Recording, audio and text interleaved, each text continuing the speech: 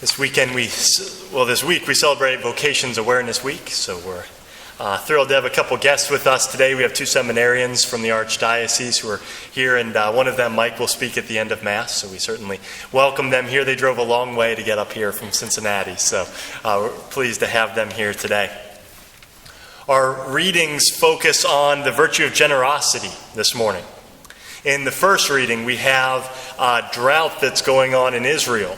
And this goes on for several years. And we come across this widow, and she's gathering up some sticks to cook her last meal with her son. They have a little bit of flour left, a little bit of oil, and as she says, we're going to eat this food, and then we're going to die. And Elijah says to her, okay, but cook something for me first. Let me eat first. And then I promise you that the flour will not run out and the oil will not run out until rain comes on the earth. And the widow does it. She gives her last bit of food to the prophet Elijah, and then the Lord provides for her. So we see this tremendous act of generosity, and then in the gospel, we have another widow who gives 2 coins, her entire livelihood, all the money that she has, she offers them to the temple. I think there is a spirit of selfishness that's sweeping through our culture. People are constantly focused on themselves, and it's kind of a consumer mentality. People want to buy things. They want the latest cars. They want nice homes. They want vacations, all the latest technology. They want to be constantly entertained, and they're constantly focused on what I can get for myself. What's going to make me happy? What can I buy with this money? And a lot of times, if they think about God at all, or the needs of the church, it's as an afterthought. They'll just give what's left over to God, if anything. And we contrast that with the spirit of generosity, which the readings call us to today. And so I want to delve into the spirituality behind generosity. If we look at this widow in the gospel, what motivated her to give those 2 coins, all that she had? What motivated her to give that to the temple? And I think that the simple answer to that is the love in her heart. She loves God above all things. And when she has a decision of what to do with her 2 coins, she wants to give them to the Lord. Her love is for the Lord more than for herself. And so the foundation of generosity is love. If there's love in our heart, we're going to be generous. What we do with our money, with our time, with our resources is going to follow what's in our heart. And so her generosity was motivated by love. And so I think it's a good question to ask ourselves, what's the first thing that we spend money on? What's the greatest desire in our hearts? Are we doing things out of selfishness, or are we doing things out of generosity and giving first to the Lord? Now, ultimately, God doesn't need our money. And I think He's doing just fine without our money. He's the all-powerful creator of heaven and earth. He can do whatever He wants. He doesn't need our money. If He wants, He could just will it, and all the money in the world would be His. So He really doesn't need our money. And one way or another, He's going to provide for His church. If He wants the church to be provided for, He's going to provide for our needs. So generosity, we don't do it for God's sake. It's for our sake that our Lord calls us to be generous, because it's a reflection of what's going on in our hearts. Are we people of love who put others before ourselves, or are we selfish people who put ourselves before others?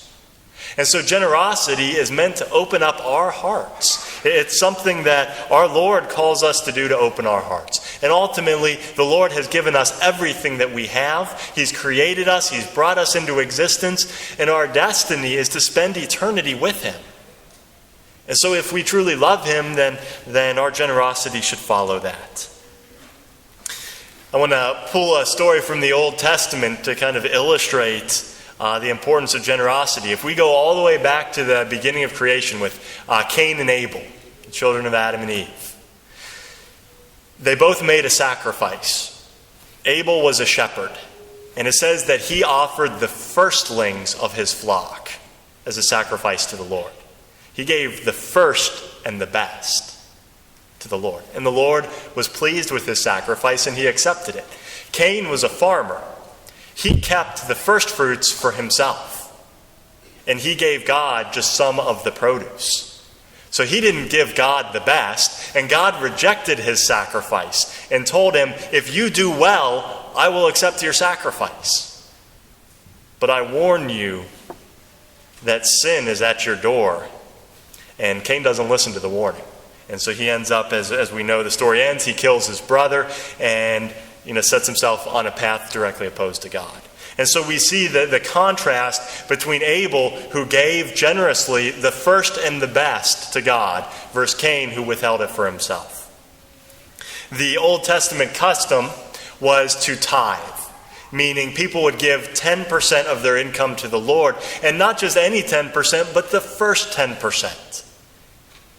And I think the spirituality behind that is important, because what that does is no matter what our job is, if we're a farmer, we're a teacher, we're an accountant, no matter what our job is, if we're giving 10%, the first 10% as an offering to God, that means that whatever profession we're in, we're doing that to honor and glorify God.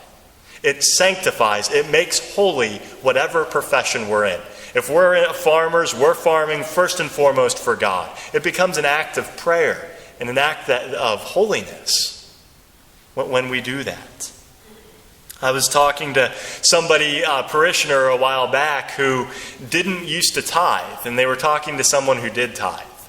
And this person said to him, try it for 6 months and see what you think. Just give it a shot. And after they tried tithing for 6 months, it did force them to reorder their priorities a little bit and what they were spending money on. But they saw tremendous blessings come into their lives. It opens up our hearts in a different way. We become generous people. We don't think about ourselves as much. And they said that they saw incredible blessings come upon their family in so many different ways that they don't want to stop tithing. They're like, yeah, we don't want these blessings to stop, so we're going to keep tithing. And so I challenge each one of us to look at ourselves and ask ourselves, are we being generous? Who are we placing first in our lives? And the Old Testament law is tithing. The New Testament law is a little more demanding.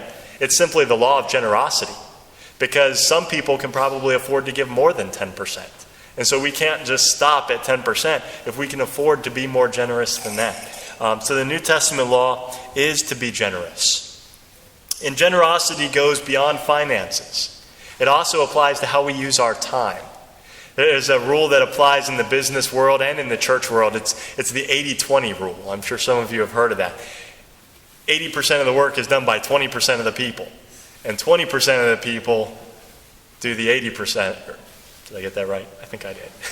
So the 80-20 rule. So 20% of the people are doing the vast majority of the work. So a question to ask is, are we being generous with our time and volunteering for the needs of the church when those needs come up? And there's constantly needs in different ways that we can volunteer with the church. It applies to our vocation, because every one of us is called to a vocation in life. And we're called to respond generously to that. With the sacrament of marriage, we're called to be generous in welcoming life into the world. And having children, so many people today treat children as a burden and something that they want to avoid. And so they contracept their children out of existence instead of being open and generous to welcoming life into the world. God is generous. He wants the world to be filled with life, and every new life is a blessing. So married couples are called to be generous in openness to children. When our young people, some of them will be called to vocations, to the priesthood and religious life. We're called not to ask ourselves, what do I want to do with my life? But first and foremost, to say, Lord, what do you want me to do with my life? To be generous and be willing to sacrifice ourselves for others. So every vocation, whether it's the single life, the married life, priesthood, religious life, it's a call to generosity. So I think the old saying sums it up well. God, country, self. How do we order things? Are we ordering things properly? Or perhaps do we need to reevaluate what's important and where we're dedicating our time and our resources?